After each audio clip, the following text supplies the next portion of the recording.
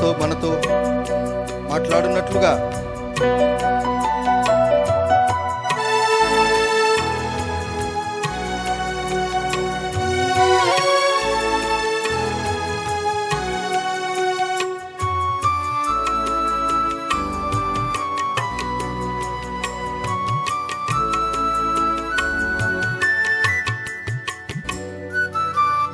పాదరేణువునై నన్నుండిపోని, నీ సేవలో బ్రతుకు తెలవారిపోని.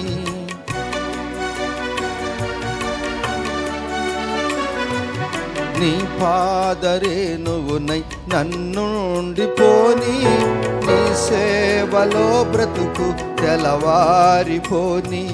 నీ మాట నా నోట జనులంత వినని, నీ మాట నా నోట జనులంత వినని. సువార్తతో నన్ను కలవరమే గనని, సువార్తతో నన్ను కలవరమే గనని. కలువారి సిలువ నాకే విలువ, కలుషంబు బాపే కరములు చాచే. కలువారి సిలువ. ప్రేమగల పరలోకపు తండ్రి, మీ శ్రేష్టమైన నామానికి స్తోత్రాలు. ఏమయ్యా మాలో మంచితనం ఉన్నది, మాలో ఏ మంచితనము లేదు. మీరే మంచివారు, మీలాంటి మంచితనం ఎవరిలో కూడా లేదు. మీరు మమ్మల్ని ప్రేమించారు అని మీ ముద్దు కుమారుడైన యేసుక్రీస్తు వారిని పంపుట వలన మా పాప దోషాలను తీసివేసి మమ్మలను ఉచితముగా నీతిమంతులుగా చేశారు. ఈ భూమి మీద మేము ఎలా జీవించాలనో అనుదినము మీరు మాతో మాట్లాడుతున్నందుకు మీకు స్తోత్రాలు. ఈ దినము కూడా మీ మెల్లనైన స్వరం వినాలని ఆశపడి మేము మీ వైపే చూస్తుంటున్నాం. ఎందరూ ఆయన వైపు చూశారో వారికి వెలుగు కలిగింది. మా అంధకారాన్ని తీసివేసి మమ్మలను తేజోమయమైన వెలుగులోనికి మీరు నడిపించారు. మీ ప్రేమకు ఏం చెల్లించగలం? మా ప్రార్థన, మా స్తుతులు యేసయ్య నామములోనే సమర్పిస్తుంటున్నాం తండ్రి. ఆమెన్. యేసుక్రీస్తు నామములో మీ అందరికీ నా హృదయపూర్వక వందనములు. మీరందరూ చాలా బాగున్నారు అని నేను నమ్ముచున్నాను. పిల్లారా, పరిశుద్ధ గ్రంథములో నుండి యెషయా గ్రంథము 66వ అధ్యాయము 10వ వచనము, the book of Isaiah chapter 66 verse 10 చదువుకుందాం. యెరూషలేమును ప్రేమించు వారలారా, యెరూషలేమును ప్రేమించు వారలారా, మీరందరూ ఆమెతో సంతోషించుడి, మీరు అందరూ ఆమెతో సంతోషించుడి, ఆనందించుడి, ఆనందించుడి. ఆమెను బట్టి దుఃఖించు వారలారా, ఆమెను బట్టి దుఃఖించు వారలారా, మీరందరూ ఆమెతో ఉత్సహించుడి, మీరు అందరూ ఆమెతో ఉత్సాహించుడి. ఆమెన్. హల్లెలూయా. ఎస్, దేవుని బిడ్డలారా, దేవుని యొక్క కృప మన మీద ఎవరో ఒక ఆమెను గురించి ప్రభువారు మనకు బోధిస్తున్నాడు. ఆమెను గురించి ఇందాం. ఎవరు ఈమె అనగా పరిశుద్ధ సంఘమే. ఇక్కడ స్త్రీని గురించి మాట్లాడుచున్నప్పుడు యెరూషలేమును ప్రేమించువారట. యెరూషలేమును ఎవరు ప్రేమిస్తారనగా దేవుని పిల్లలు ఎక్కువ ప్రేమిస్తారు. యెహోవా దేవుడుగా గల జనులు ధన్యులు అని మనము మొదటి సందేశంలో విన్నాం ఒక మాట. యెరూషలేమును ఎవరైతే ప్రేమిస్తారంటే అంటే విదేశంలో ఉన్న యెరూషలేమును కాదు. దాని కొరకు ప్రార్థన చేయాలి, శాంతి సమాధానం కొరకు. యెరూషలేము అనగా ఉన్నతమైన స్థలము అని అర్థం. కొండ మీద కట్టబడి ఉన్నటువంటి స్థలము అని అర్థం. కొండ మీద కట్టబడి ఉన్నటువంటి పట్టణము మరుగు చేయబడదు అని అర్థం. ఎవరైతే యెరూషలేమును ప్రేమిస్తారో, కీర్తనల గ్రంథం 122వ అధ్యాయంలో మనం చూసినప్పుడు, యెరూషలేమును ప్రేమించువారు వర్ధిల్లుదురు. యెరూషలేమా, యెరూషలేమా, నీవు బాగుగా కట్టబడినట్టు పట్టణం వలె ఉన్నావు.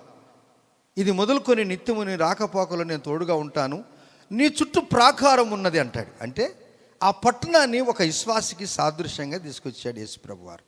సంఘములో స్త్రీలైనా పురుషులైనా నపుంసకులైనా మరి ఎవరైనా దేవునికి ఇష్టంగా జీవిస్తే యెరూషలేము ప్రేమించు వారందరూ కూడా ఎక్కువ సంతోషంగా ఉండాలట. ఎలా ఉండాలంటండి? సంతోషంగా ఉన్నారని ఏమి వ్యక్తపరుస్తుందనగా మన చిరునవ్వు, మన ముఖంలో ఉన్న గ్లామర్. మనము ఎప్పుడు సంతోషంగా ఉన్నప్పుడు అది మీకు సర్వ రోగాన్ని నివారణ చేస్తుంది. ఆమెన్. సంతోషము సగము బలము, పోరు నష్టము పొందు లాభము, నీరు పల్ల నిజము దేవుడు ఎరుగు. ఏమండి, సంతోషంగా ఉన్నవాడు ఎప్పుడు సంతోషంగా చిరునవ్వుతూ ఉంటారు.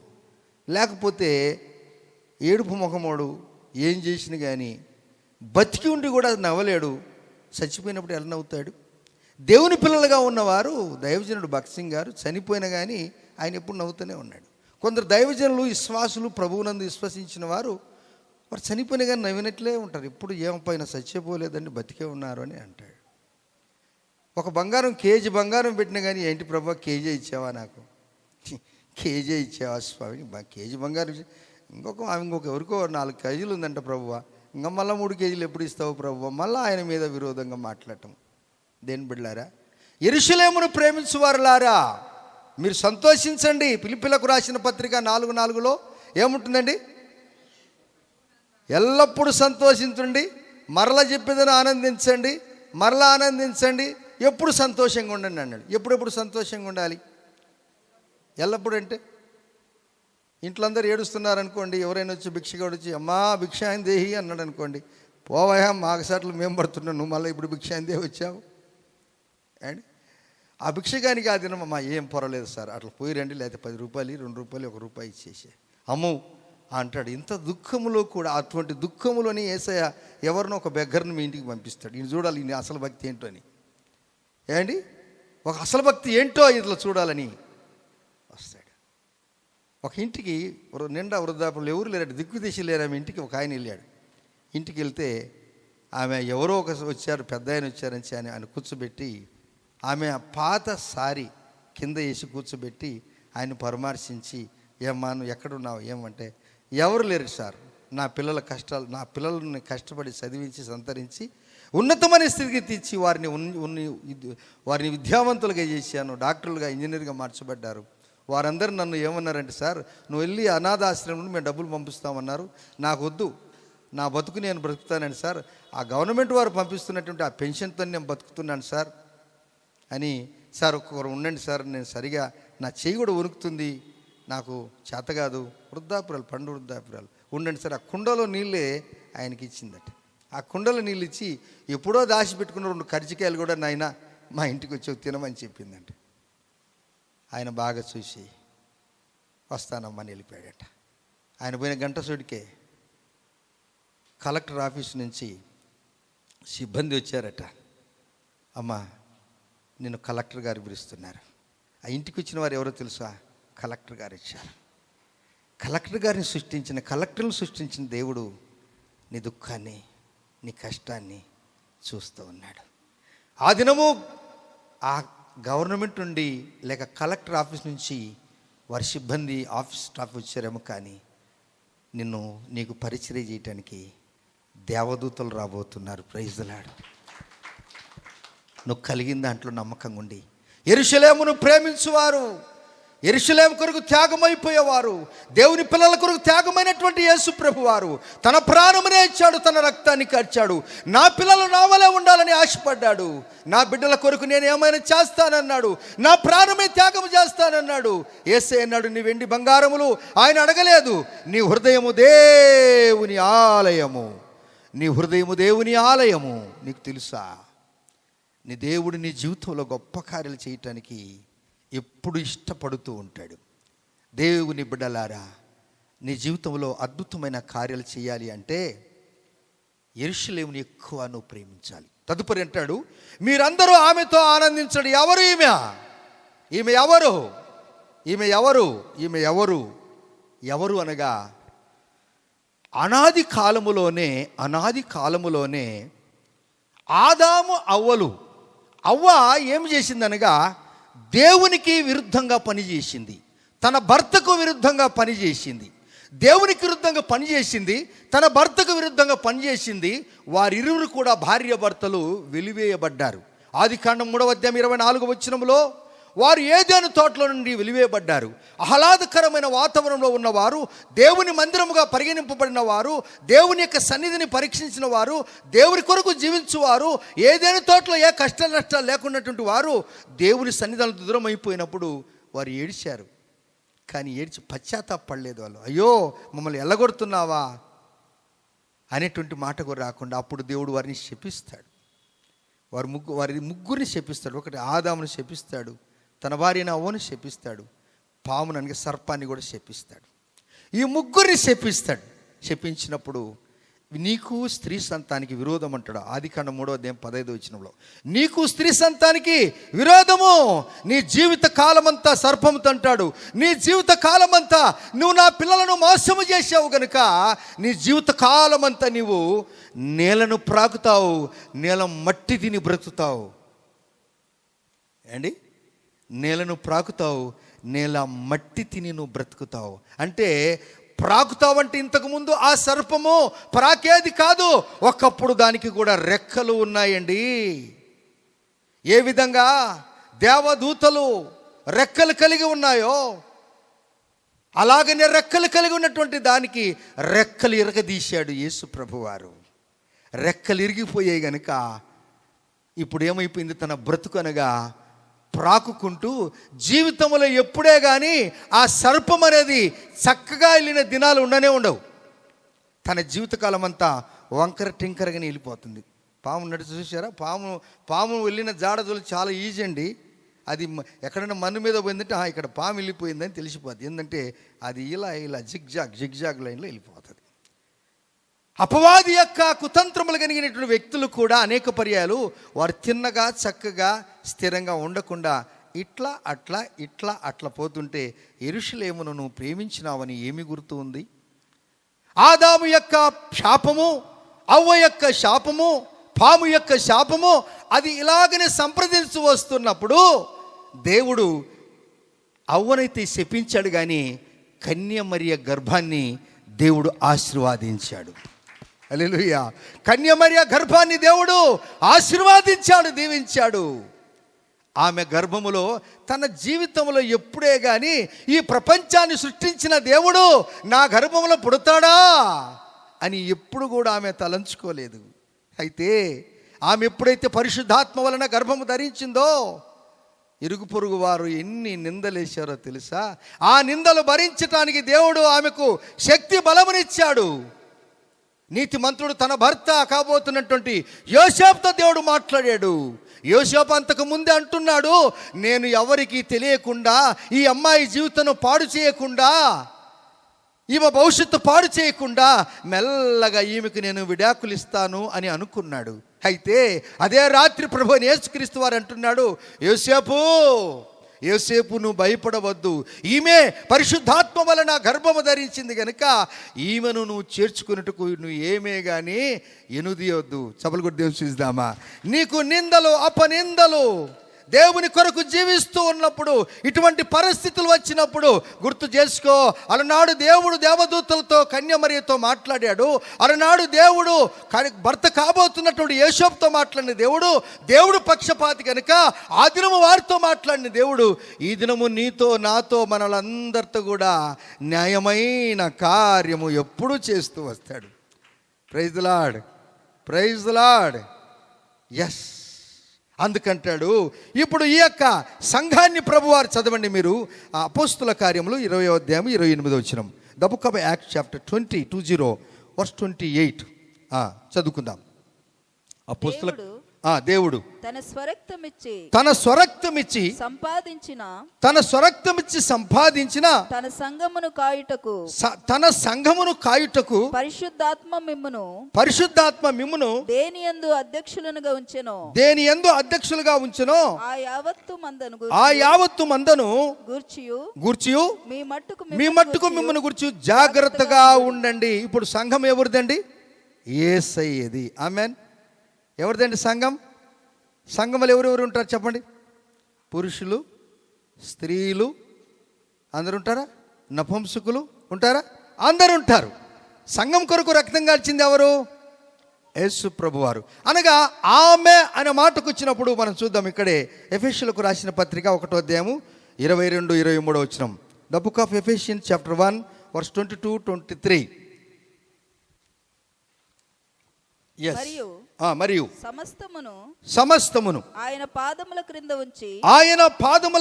ఉంచి సమస్తము పైని ఆయనను సంగమునకు శిరస్సుగా ఉంచెను. ఆ సంఘము ఆయన శరీరము. ఇప్పుడు ఈ సంఘం ఎవరి శరీరము? ఎవరి శరీరం సంఘము? పాస్టర్ ప్రభాకర్ రావుది కాదు. అర్థమైందా? ఇప్పుడు ఈ దేహం ఉందండి, మీ దేహం ఉంది, నా దేహం, మన దేహం ఉంది. ఈ దేహంలో ఎన్ని అవయవాలు ఉన్నాయి? అనేక అవయవాలు ఉన్నాయి. ఒక్కొక్క అవయవానికి ఒక ఇంపార్టెంట్ అయినటువంటి రోల్ ఉంది, పాత్ర ఉంది. ఇందులో ఏది కొరత అయినా కానీ మనం కుంటోడా, గుడ్డోడా, మూగోడా, శివుటోడా, ఇంకా మాట రానివాడా, అదివాడా, ఇదివాడా అంటారు. ఈయనకి అన్నీ ఉన్నప్పుడే ఈయనకి ఒక పేరు పెట్టి ఎవరైనా పిలుస్తారు. అన్నీ బాగుండి పేరు కూడా బాగుండి వానికి ఏదైనా వినికిడి లేదనుకోండి, ఏమంటారండి? చెవుటోడు. అది దేవుని కృపచేత దేవుడు మనలందరినీ మంచి అవయాలు ఇచ్చాడు. ఆమెన్. ఈ అవయాల గురించి వైద్యులు, అవయాల నుంచి వైద్యులు 10 సంవత్సరాలు 15 సంవత్సరాలు ఎన్ని సంవత్సరాలు చదువుతున్నారు. ఒక్కొక్కరు ఒక పార్ట్కు ఒక డాక్టర్ ఉన్నాడు. చర్మానికి ఒక డాక్టరు, ఎముకలకు ఒక డాక్టరు, మెదడుకు ఒక డాక్టరు. హల్లెలూయా. ఏంటి ఈఎన్టీ డాక్టరు, ఏంటి కంటికి, ముక్కుకు, గొంతుకు ఒక డాక్టరు, ఎంటుకలకు ఒక డాక్టరు. హల్లెలూయా, హల్లెలూయా. వాళ్ళు చదువుతూనే ఉన్నారు, ఇంకా చదువుతూనే ఉన్నారు. ఎందుకు డాక్టర్ దగ్గరికి పోవాలంటే దాని గురించి వాళ్ళు చదువుతారు, అందుకే వాళ్ళ దగ్గరికి పోవాలా. నీ సొంత చికిత్స చేసుకుంటే వెంటనే చచ్చిపోతావు, జాగ్రత్త. డాక్టర్ ఉన్న వాళ్ళని కలిసండి, బాగుంటుంది మీకు. ఆమెన్, హల్లెలూయా.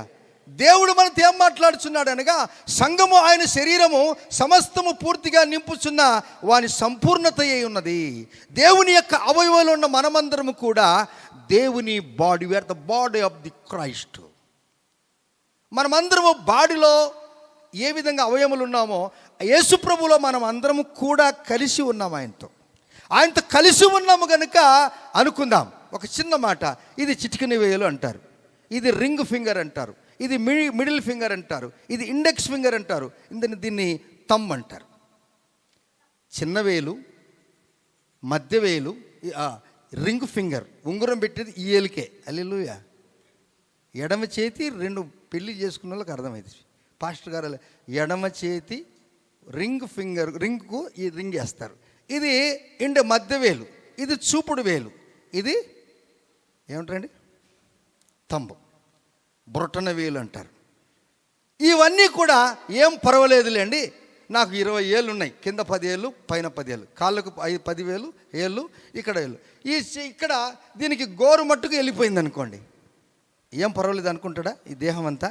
అయ్యో నా గోరుకు దెబ్బ తగిలిందని బ్రెయిన్ ఆర్డర్ ఇస్తుంది,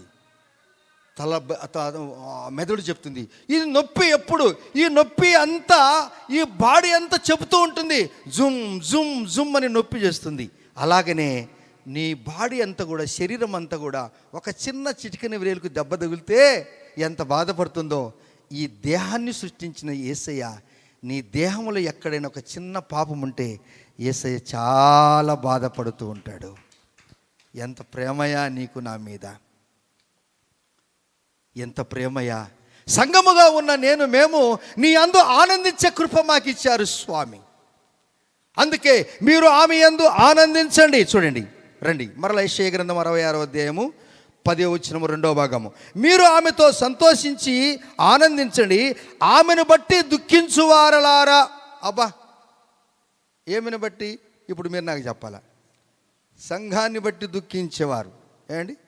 దేవుడంటే ఇష్టం లేనివారు అని అర్థం. ఏండి? దేవుడంటే ఇష్టం లేని వారు ఎప్పుడు దుఃఖంగా ఉంటారు. దేవుని యందు ఆనందించారు యెహోవా దేవుడు కాగల జనులు ధన్యులు అన్నాడు యేసయ్య. ఆ ధన్యతలో ఆనందిస్తూ ఉన్నప్పుడు యోబు జీవితాన్ని మనం చూసినప్పుడు చాలా కష్టాలు ఆయనకు ఎదురయ్యాయి. దైవజనులు భక్సింగ్ గారు ఆయన సేవకు వచ్చినప్పుడు కష్టాలు ఎదురయ్యాయి. పురుషోత్తం చౌదరి గారని గొప్ప ధనికుడు, మంచి గాయకుడు, మంచి జ్ఞానం కలిగిన వాడు. ఆయన ప్రభు కొరకు సమర్పించుకొని ఎన్నో కష్టాలు అనుభవించాడు. చివరికి ఇంటిలో నుండి నెట్టివేయబడ్డాడు. ఆయన ఆకలైనప్పుడు కూడా ఆ బజార్ని వెళుతున్నప్పుడు తన భార్య చూసింది ఆమెను. ఇదిగో ఈడే, ఈ క్రీస్తు నమ్ముకున్నవాడు ఈడే. ఇదిగో ఆ తక్కువ జాతి దేవుని నమ్ముకున్నవాడు ఈడే. ఈడు వస్తున్నాడు, ఈడు నాకు భర్తే కానీ ఒక పూట భోజనం పెట్టాలనుకొని ఎక్కడ భోజనం పెట్టిందో తెలుసా? ఎక్కడ భోజనం పెట్టింది అనగా, గేదె పేడ వేసిపోతే ఆ పేడ ఎండిపోయిన తర్వాత ఆ పేడ మీదనే సద్దన్నం పెట్టింది. ఆ పేడ మీదనే సద్దన్నం పెడితే పురుషోత్తం చౌదరి గారు ఆకలి, దేవుడి సద్దన్నమైన నాకు పెట్టాడని చెప్పి ఆ ఎండిపోయిన పేడ మీద ఉన్నటువంటి అన్నం తింటూ ఉన్నప్పుడు ఈ అమ్మాయి చూసింది, తన భార్య చూసి, నీతి కొరకు ఎంత హింసపడుతున్నాడు నా భర్త. నా భర్తకు నేను లోబడక, ఆయన నమ్ముకున్న దేవుడిని నేను దుఃఖించి ఎదురు తిరిగి, ఈ దేవుడంటే ఎందుకు ఇంత పిచ్చి ఎనకనగా, ఇందులో ఏదో ఒక శక్తి ఉందని చెప్పి పేడ మీద అట్టలాగా అటువంటి పేడ మీద ప్లేట్ అనుకొని పెడితే తింటున్నప్పుడు అప్పుడు అంటుంది, అయ్యా ఈ సద్దన్నం పెట్టింది ఎవరో కాదు నేనే, నీ భార్యనన్నది ఆమె. అవునా, ఇది నాకు పెట్టావు కదా. అప్పుడు ఆమె పురుషోత్తం చౌదరి గారికి దగ్గరికి వచ్చిందట. అందుకే మత్తయి సువార్త 5వ అధ్యాయము 4వ వచనంలో 5వ వచనంలో మనం చూసినప్పుడు, the book of Matthew chapter 5 దగ్గరికి వస్తారండి. మత్తయి సువార్త 5వ అధ్యాయము, దుఃఖపడువారు ధనిలు, 4వ వచనము, దుఃఖపడువారు ధనిలు, వారు ఓదార్చబడుదురు. యెరూషలేములో దుఃఖపడువారు, కష్టములో ఉన్నవారు, దిగులు చింతలో ఉన్నవారు, నిరాశ నిస్పృహలో ఉన్నవారు, ఎంత సంపాదించిన ఇంకా దుఃఖంగా ఉన్నవారు, చూడటానికి భార్య భర్తలు బాగానే అందంగా ఉన్నారు, కానీ భర్తతోనూ భార్యతోనూ దుఃఖపడుతున్నవారు, దేవుని కొరకు సహించి నా జీవితంలో ఈ బిడ్డకు నేను విడాకులు ఇవ్వను, ఆఖరి వరకు ఈమెను నేను భార్యగానే పరిగణిస్తాను అన్నవారు, ప్రభువారు అంటాడు, నా యేసును బట్టి, నా దేవుని బట్టి నీకు భర్తగా, నీకు భార్యగా నేను జీవిస్తాను. ఎందుకనగా నాలో ఉన్న దేవుని యొక్క నైజము నీకు ఇంకా అర్థం కాలేదు. నాలో ఉన్న దేవుని యొక్క శక్తి ఇంకా నీకు తెలియదు. ఆ తెలివలికే, ఆ జ్ఞానము, ఆ పరిపూర్ణమైనటువంటి పరిపక్వమైనటువంటి జ్ఞానము నీకు వచ్చేంత వరకు, నేను సచ్చేంత వరకు, నేను నీకు, నువ్వు నాకు. చప్పలు కొడదామా మన ఇద్దరికి, మన యేసయ్య. ఆమెన్, హల్లెలూయా. ఆమె యందు మనం ఆనందించాలి. ఆమె అనగా సంఘము.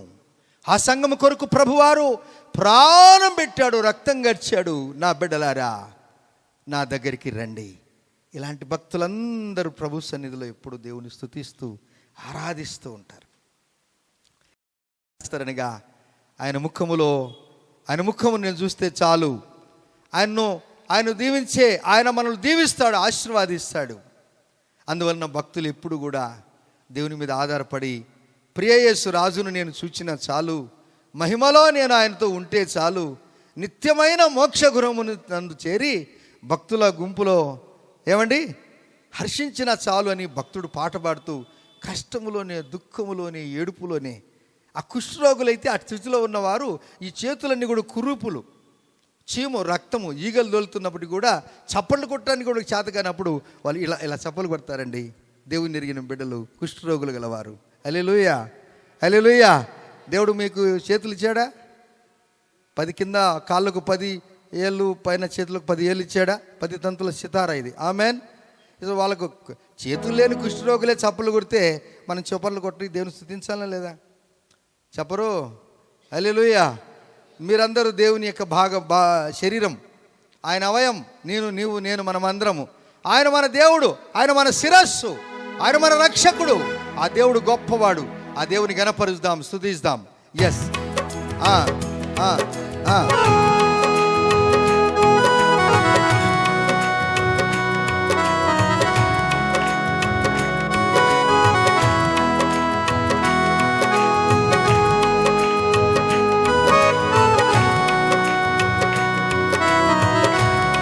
అందరం దేవుడు చూద్దామా? ప్రియా యేసు రాజును నే చూచిన చాలు, మహిమలోనే నాయనతో ఉంటే చాలు. మరోసారి, ప్రియా యేసు రాజును నే చూచిన చాలు, మహిమలోనే నాయనతో ఉంటే చాలు. నిత్యమైన మోక్షగృహము నందు చేరి, నిత్యమైన మోక్షగృహము నందు చేరి, భక్తుల గుంపులో హసించిన చాలు. భక్తుల గుంపులో హసించిన చాలు. ప్రియా యేసు రాజును నే చూచిన చాలు. మహిమలోనే నాయనతో ఉంటే చాలు. కప్పలు కొడదామా? ఇలా చప్పలు కొడదాం.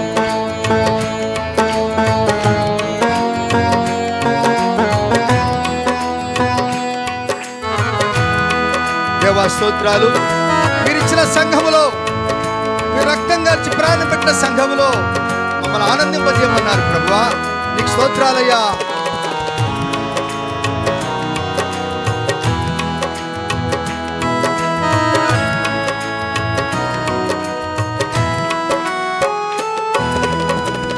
ఆహాయా పూరా ఎప్పుడు ధ్వనించునో, ఆహా నా ఆశ ఎప్పుడో తీరుతుందో.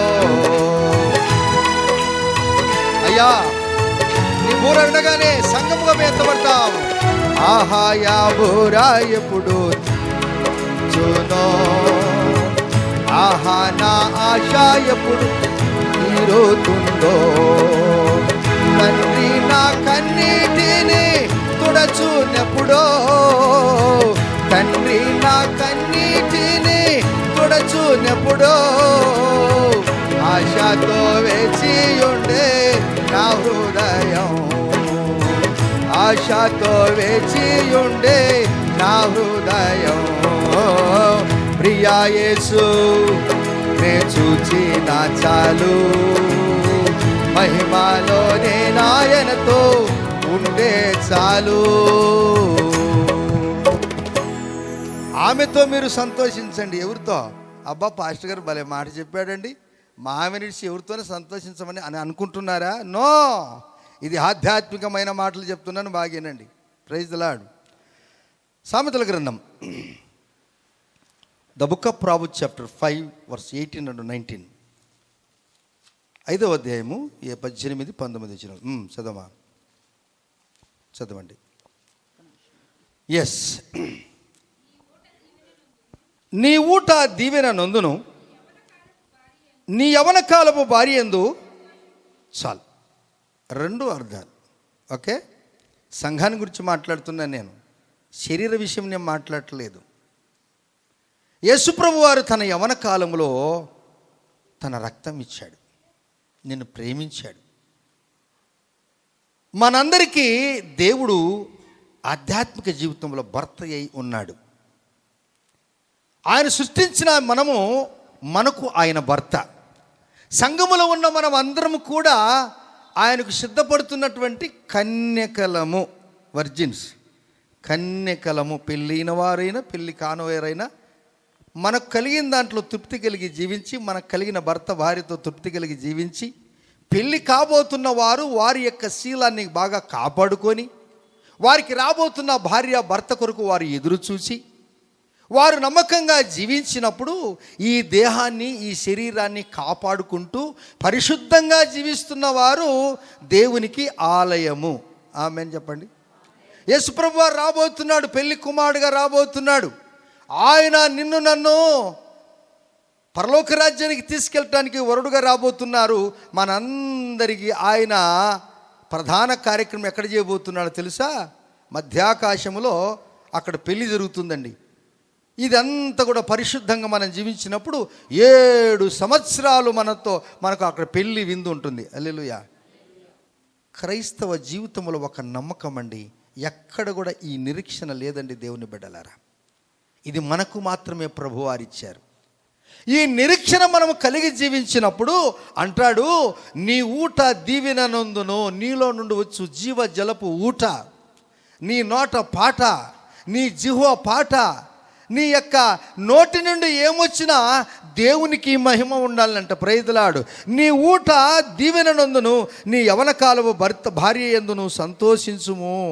దేవుడు తన రక్తాన్ని యవన కాలములో మన కొరకు ప్రాణమిచ్చాడు. ఆయన యొక్క వయసు దాదాపు 33.5 సంవత్సరంలో ఆయన యవన ప్రాణమునే, యవన ప్రాయమునే, యవన దేహాన్నే మన కొరకు ఇచ్చాడు ఆయన. హల్లెలూయా. ఆయన యందు మీరు ఆనందించండి. ఆమె రొమ్ము వలన నీకు చూడు, ఆమె ప్రియమైన లేడి, అందమైన దుప్పి, ఆమె ప్రియమైన లేడి. సంఘాన్ని గురించి మాట్లాడుతున్నాడు. ప్రియమైందంట సంగమం. Praise the lord. సంఘములో కక్షలు భేదములు ఎప్పుడు కూడా ఉండకూడదంట. నువ్వు పరిశుద్ధంగా జీవించినప్పుడే అప్పుడు నిన్ను లేడీ అంటారు, దుప్పి అంటారు. తబిత అనగా లేడీ, దుప్పి. ఏండి, అందమైనటువంటి సహోదరి ఆమె. ఆమె విధవరాళ్ళందరినీ కూడా ప్రేమించి వారందరికీ కూడా మంచి మంచి వస్త్రాలు టైలరింగ్ చేసేది ఆమె. 5 నెలల దర్జీ ఆమె. ఉన్నటువంటి సత్కార్యాలు చేస్తూ ఉన్నప్పుడు ఆమె ఉన్నటువంటి రోగం వచ్చి చచ్చిపోయింది. చనిపోతే ఏండి ఇంత మంచి కార్యాలు చేస్తే చచ్చిపోతారంటే, అవునండి, మంచి కార్యాలు చేసిన చనిపోతారు, చెడ్డ కార్యాలు చేసిన కూడా. ఏం చెప్పరు మీరు నాకు? ఏం చెప్పరు? పోతారు. అయితే నీకు ఇచ్చాడు ఈ జీవితాన్ని, ఇందులో పెట్టాడు దేవుని మహిమ ఈ మట్టి దేహంలోనే. ఉన్న 2 నెలలు నువ్వు ఏం చేయాలనగా దేవుని కొరకు దేవుడి సమాజ సేవ చేశాడండి. దేవుడు సమాజ సేవ చేశాడు. ఆ తబిత దొరకంటే ఆమె సమాజ సేవ చేసింది. ఆమె చనిపోయింటే ఆమె దేహాన్ని కడిగి మేడగదిలో పెట్టారు. మేడగదిలో పెడితే అప్పుడు పేతురుని పిలిచారు. పేతురికి చెప్పి పిలిచినప్పుడు వీళ్ళందరూ, ఈ స్త్రీలందరూ కూడా, ఈ పరిశుద్ధమైనటువంటి స్త్రీలు అంటే అక్కడ ఉన్నట్టు విధవరాళ్ళందరూ కూడా తబిత బ్రతికి ఉన్నప్పుడు వీరి కొరకు వీరి దేహాన్ని కాపాడుకోవటానికి ఆమె కుట్టినటువంటి అంగీలు అన్నీ తీసుకొచ్చి ఆయన ఎదురుగా చూపించి పెట్టారట. ఈమె ఎలా కుట్టింది? ఈ షర్ట్ వేసుకున్నారు, మీరు బట్టలు వేసుకున్నారు, ఎలా కుట్టారు? దీనికి ఏమి ఆధారం అనగా సూది, దారం ఆధారం. ఆమెన్. బట్ట కుట్టాలంటే ఏమవసరం అమ్మా? అలాగని కుడతారా? అట్లా కుట్టేస్తారా? ఏంటి, టైలరింగ్ వారికి చేసిన మీకు కూడా తెలుసు. ప్రతి వారింట్లో సూది ఉంటుంది, దారం ఉంటుంది. ఉంటుందా? ఉంటుంది. సాధారణమైన చిన్న మిడిల్ క్లాస్ ఫ్యామిలీ అందరు ఇంట్లో ఉంటారు. కానీ ఈ మన ప్రియులందరూ ఏం చేస్తారు? ఆ సూది తీసుకొని ఇచ్చి ఎక్కడ పెడతారు చెప్పండి? పాస్టర్ గారు ఇచ్చిన క్యాలెండర్కు తలకాయ పెడతారు. అది ఈ పాస్టర్ గారు వాక్యం చెప్తున్నారు, ఈ తలకాయలు కూర్చోండి అని చెప్పి. ఎంత మంచి వాళ్ళండి వీరు. దేవుడు వీరందరినీ కూడా, మిమ్మల్ని అందరినీ కూడా అబ్బా, లేకపోతే దేవుని వాక్యం మీద కూర్చోబెడతారు. ఆ శుద్ధ కనపడకపోతే క్యాలెండర్ కొంచెం అది ఇక్కడ దేవుడు లైట్ అయి ఉన్నాడంటే ఆ లైట్ దగ్గర రంధ్రం పెడితే అది చీకటి పోతుంది. మన జ్ఞానం చూడ ఎంత పెద్ద పరిపక్వమైందో. ఈ తబిత చనిపోయినప్పుడు ఆమెను మేడగదిలో పెట్టినప్పుడు పేతురు వచ్చేసరికి వీళ్ళందరూ కలిసి ఏం చేశారు? పవిత్రమైనటువంటి విధవరాళ్ళందరూ కూడా దిక్కుదశలాని వారిని అందరినీ కూడా సేద తీర్చింది ఆమె. అప్పుడు అంటుంది, వాళ్ళందరూ ఆ బట్టలు తీసుకొని నిలబెడితే చూశాడు పేతురు. చూసి వీరికి ఉన్నటువంటి అభిప్రాయము, వీరికి ఉన్నటువంటి మనోవేదన, దుఃఖాన్ని చూసి దగ్గరికి వెళ్ళి 1 నిమిషం ఉండని చెప్పి ప్రార్థన చేశాడు. తబిత లే అని ప్రార్థన చేయగానే వెంటనే తబిత సజీవులుగా లేచింది. అప్పుడు వెంటనే దైవజనుడు ఈ స్త్రీని, తబితను పరిశుద్ధమైన స్త్రీలకు అప్పచెప్పాడు. రేపు యేసుప్రభు రాబోతున్నాడు. సూది దారమే కానీ దానికి శక్తి చాలా ఉంది. విడిపోయిన 2 బట్టలను, విడిపోయిన కుటుంబాలను, జీవితంలో పనికిరాని జీవితాలను పనికొచ్చేవారుగా చేసి కుట్టింది తబిత. తబితను సృష్టించిన దేవుడు నిన్ను నన్ను విడిపోయిన మన జీవితాన్ని, చెదిరిపోయిన మన జీవితాన్ని, పనికిరాని మన జీవితాన్ని తిరిగి కట్టి ఒక రూపంలోనికి తేవటానికి, యేసయ్య రూపంలో తేవటానికి ఇష్టపడుతూ ఉన్నాడు. అందువల్ల అంటున్నాడు, మీరు సామెతల గ్రంథం 5వ అధ్యాయము 18-19 చూసినప్పుడు ఆమె ప్రియమైన లేడీ, అందమైన దుప్పి. వావ్! నీటివాగుల కొరకు దుప్పి ఆశించునట్లు నీ కొరకు నా ప్రాణము దప్పిగొనుచున్నది. నీ కొరకు నా ప్రాణము దప్పిగొనుచున్నది. ఎందుకు ఈ దుప్పి, ఎందుకు ఈ యొక్క జింక ఇంత ఆశ కలిగి ఉంటుందండి? కీర్తనల గ్రంథంలో రాయబడింది కదా, దుప్పి నీటి వాగుల కొరకు ఆశపడినట్లు, ఓ ప్రభువా నీ వాక్యం కొరకు, నీ నీటి కొరకు నేను ఆశపడతాంట. దుప్పి అనగా జింక అడవిలో పరిగెత్తి పరిగెత్తి పరిగెత్తి తన ఎంట్రుకలన్నీ కూడా చెమటతో తెచ్చిపోయి దుర్వాసన వస్తుంటుంది. ఆ దుర్వాసన ఎడబాపుకోవటానికి, ఈ దుర్వాసన పోకపోతే ఆ యొక్క జంతువులు వస్తాయి, తినే జంతువులు, పులులు, నక్కలు, సింహాలు వస్తాయి తినటానికి. ఈ యొక్క వాసన పోతే, ఈ దుర్వాసన రాకుండా ఉంటే నేను బాగుపడతాను, ఇంకా కొన్నాళ్ళు నేను ఈ అడవిలో జీవిస్తాను అనుకుంటుంది. దాని వాసన పోవాలంట. దాని వాసన పోవాలంటే ఆ దుప్పి ఆ యొక్క జింక ఇట్లా చూసుకుంటుంటుంది, ఎక్కడ నీళ్ళున్నాయని. ఎక్కడైనా వాడుకుంటే పరిగెత్తుకొని పోద్దంట, అక్కడివి అలా దిగుతుందంట. అలా మునిగితే తన వాసన అంతా పోద్దంట. నీవు కూడా దుర్వాసన, పాపమని దుర్వాసన పోవాలంటే నీటికి సాదృశ్యంగా దేవుని యొక్క వాక్యము, ఆ వాక్యం కొరకు నువ్వు పరిగెత్తి వస్తే నువ్వు బాగుపడి నీళ్ళను సుగంధం వస్తుంది, సువాసన వస్తుంది. అలా కాకపోతే శత్రువు కాసుకొని ఉన్నాడు, వాడు నిన్ను మింగేస్తాడు. ఈ వాసన పోతుంటే ఆ పులులు, సింహాలు అట్లా నక్కి వస్తుంటాయి, ఎప్పుడు దీన్ని పట్టుకోవాలని. ఇది ఎడబాపుకోవాలంటే యేసయ్య వాక్యము నీ జీవితంలో, నా జీవితంలో, మన జీవితంలో ఎంతో అవసరము. Amen, amen. దేవుని గణపరుద్దాం. స్తోత్రం. Thank you lord.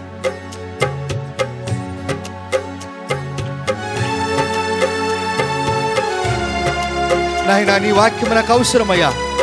ఆమె ఎంతో ఆనందించండి. ఆ దుప్పి ఏ విధంగా పరిగెత్తి నీటి కోసం పోయిందో,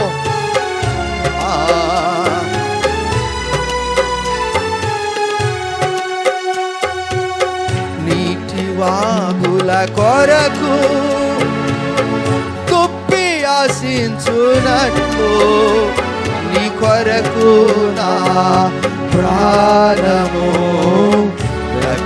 కొనుచున్నది, నీ కొరకు నా ప్రాణము కొనుచున్నది. నా ప్రాణమా, నా ప్రాణమా, నా సమస్తమా ప్రభుని స్తుతించుమా. నా యేసు చేసిన మేలను నీవు మరువకుమా. నా యేసు చేసిన మేలను నీవు మరువకుమా. నా ప్రాణమా, నా సమస్తమా. పనికిరాని నీ జీవితము, పనికిరాని నా జీవితాన్ని ఎంత ఉన్నతమైన స్థితికి తెచ్చాడు యేసయ్య. ఈ దినము మనం ఒక ఆఫీసర్లమయ్యాం, ధనానికి మనం అధికారులమయ్యాం.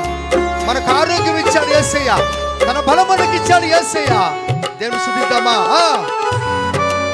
స్తోత్రం.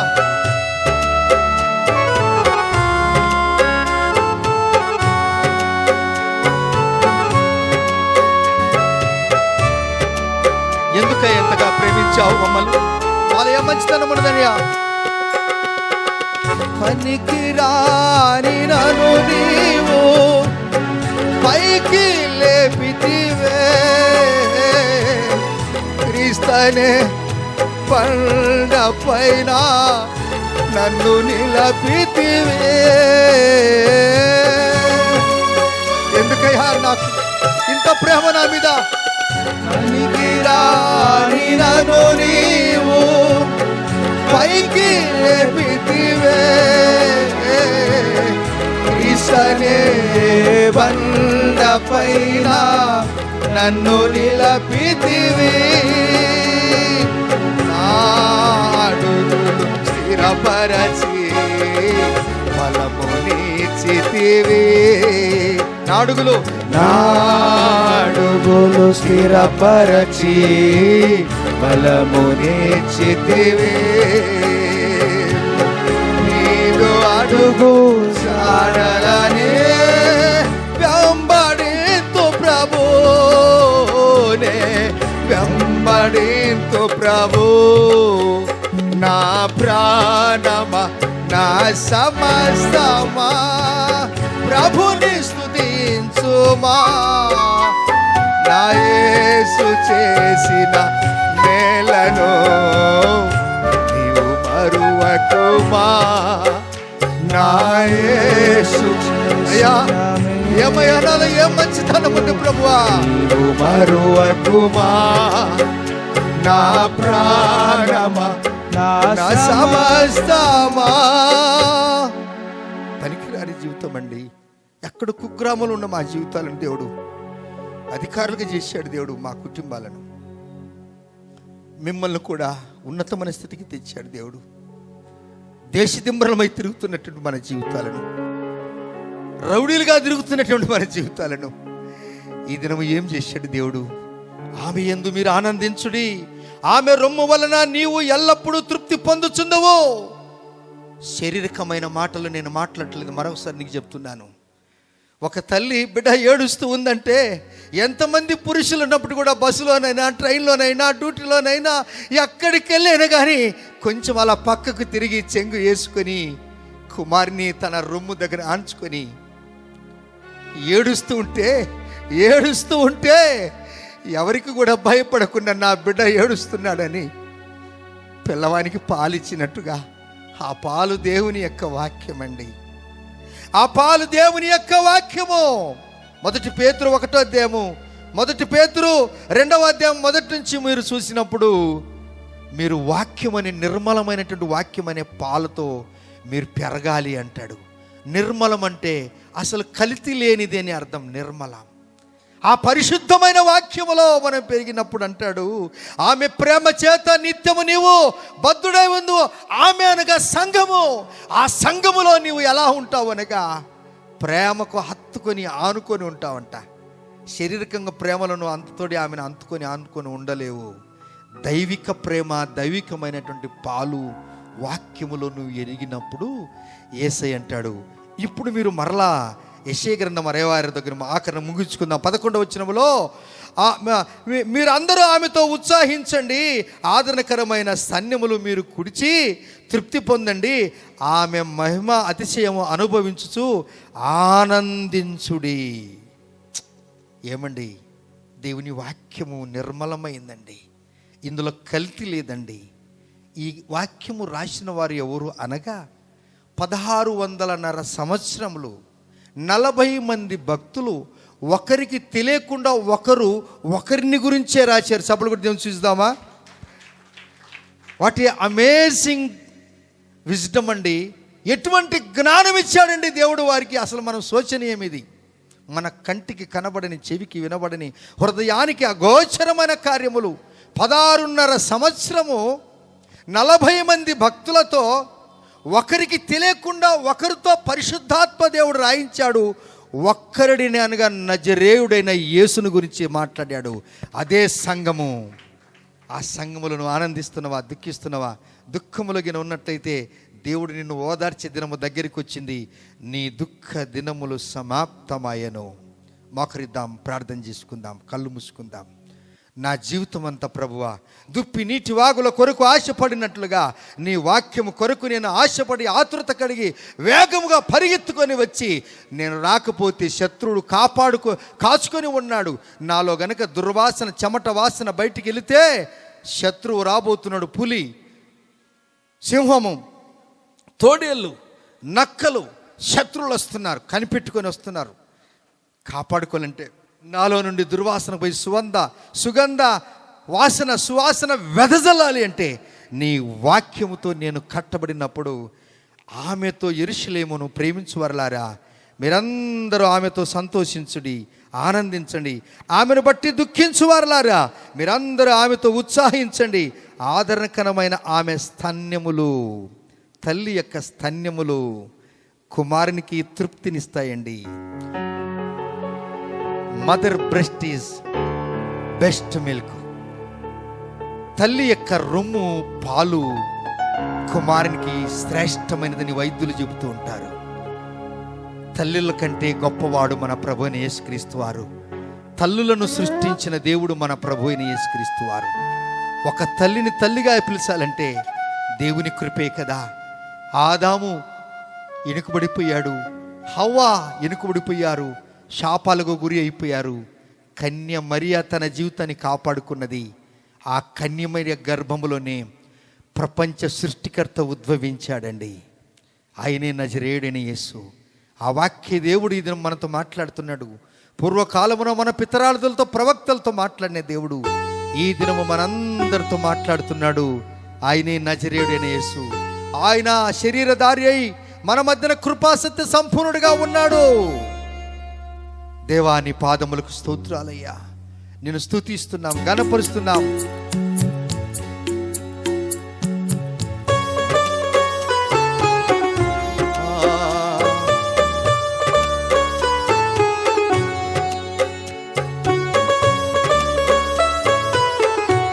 స్తోత్రమయ్యా.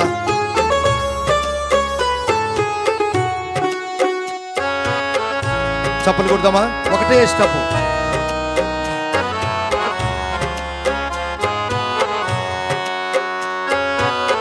స్తోత్రం అయినా నాతో మాతో మీరు మాట్లాడారు, మమ్మల్ని ఆదరించి కౌగిలించుకున్నారు. నీటి వాగు తుప్పి ఆశించునట్లు నీ కొరకు నా ప్రాణము తప్పిగొనుచున్నది.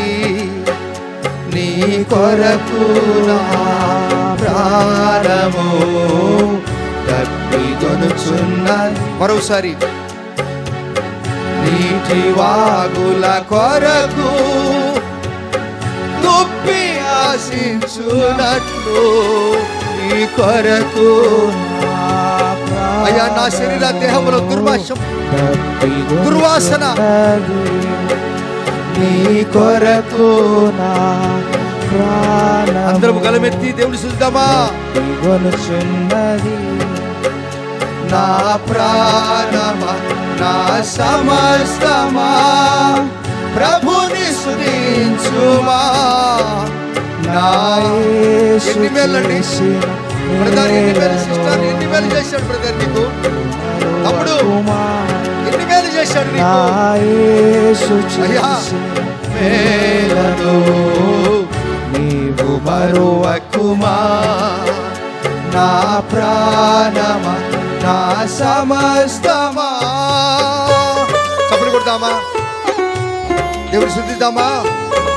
పనికిరాని మన జీవితాలను ఈ దినం ఎంత సుందరమైన మందిరములో నిన్ను నన్ను కూర్చోబెట్టాడు.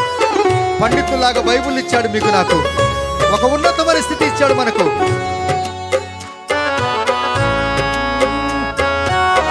స్తోత్రం తండ్రి.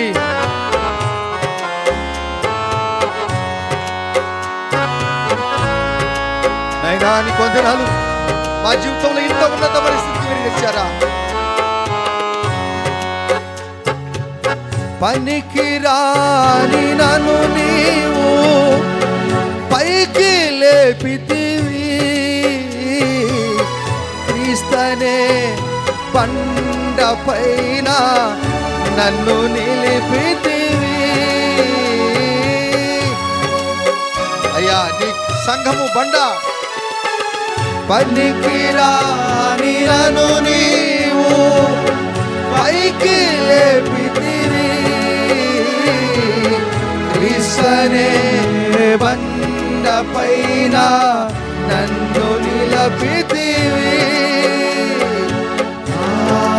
అడుగులు స్థిరపరచి బలము నీచితివి. అయ్యా నా అడుగులు స్థిరపరచి నా జీవిత కాలం అంతా నిన్ను వెంబడిస్తాను స్వామి. నీ కొరకు నేను సాక్షిపడిగా జీవిస్తానయ్యా. నీ కొరకునే సాక్షిగా ఇలలో జీవితును, ఇలలో జీవితును. నా ప్రాణమా నా సమస్తమా ప్రభుని స్తుతించుమా. నా యేసు ఎన్ని మేలు చేశాడు నా యేసు.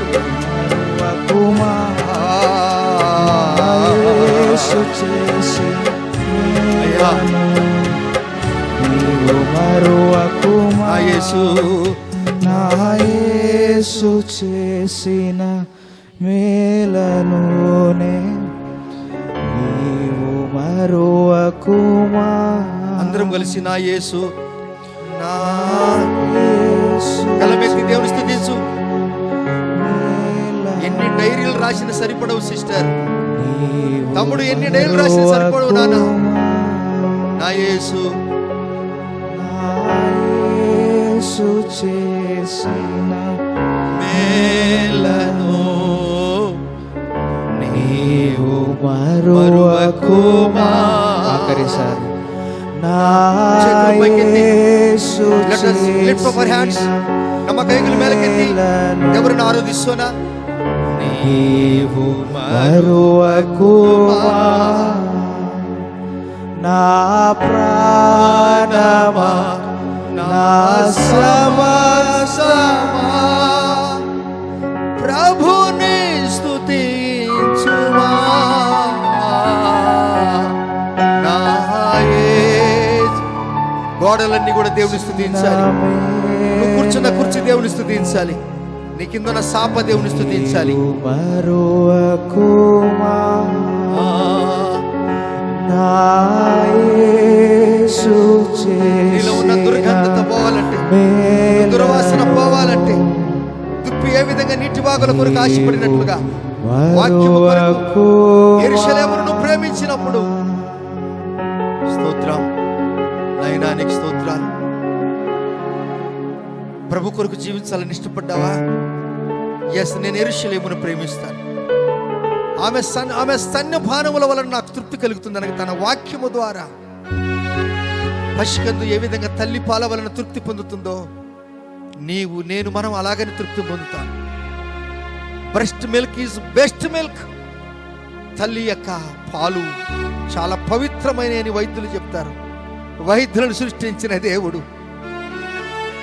ఆయన వాక్యము శ్రేష్టమైనది, ఆయన వాక్యం అమూల్యమైనది. ఎంతోమంది దుఃఖపడి ఏడుస్తూ ఉన్నారు. మీ దుఃఖాన్ని దేవుడు సంతోషంగా మార్చే దినాలు రాబోతున్నాయి. ఎంతోమంది పశ్చాత్తాపడ్డారు. నేను ప్రభు కొరకు జీవించాలని ఇష్టపడ్డారు కదా, మిమ్మల్ని ప్రభు దీవిస్తాడు. మీ కొరకు నేను ప్రార్థన చేస్తున్నాను.